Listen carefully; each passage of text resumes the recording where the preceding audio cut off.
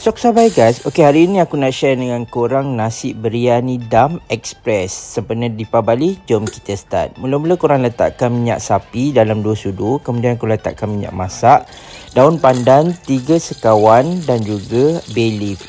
Ni serai pun kau titik, kau letakkan, kemudian kau hiriskan bawang putih, kemudian korang campurkan hirisan halia, lada hijau, tomato dan juga batang daun ketumbar. Korang gaul-gaulkan bagi rata, kemudian korang boleh campurkan daun ketumbar dan juga daun pudina. Okey, bila tumisan semua dah garing semua, korang boleh letakkan rempah ni. Rempah ni tak sponsor tau, tapi korang kena cuba try.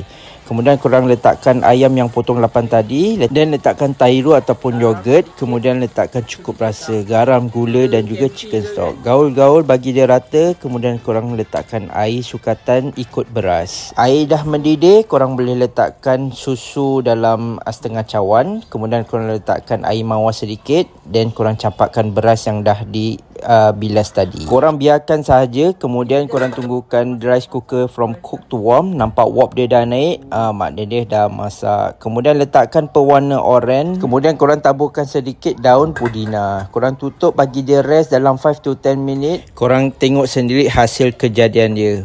Sangat-sangat cantik. Nasi dia pun berderai, ayam dia pun nampak dah masak. Apa lagi? Jom kita hidang. Let's go. Masak nasi biryani cara ni memang sungguh-sungguh express, sebab semua bahan dia korang hanya hiris dan juga korang tumis sahaja. Tak perlu blend, tak perlu apa. So kalau korang rasa macam tetamu nak datang last minute kan, so korang boleh ikut cara ni, step macam gini, dan korang boleh hidangkan bila tetamu datang hujung minggu ni. Sempena Deepavali, manalah tahu kalau korang ada gathering kan. Kau tengok ayam dia lembut, dia punya semua dah masuk lah dekat dalam satu periuk nasi tu. Okay, selamat mencuba and happy Deepavali. See you next video. Bye.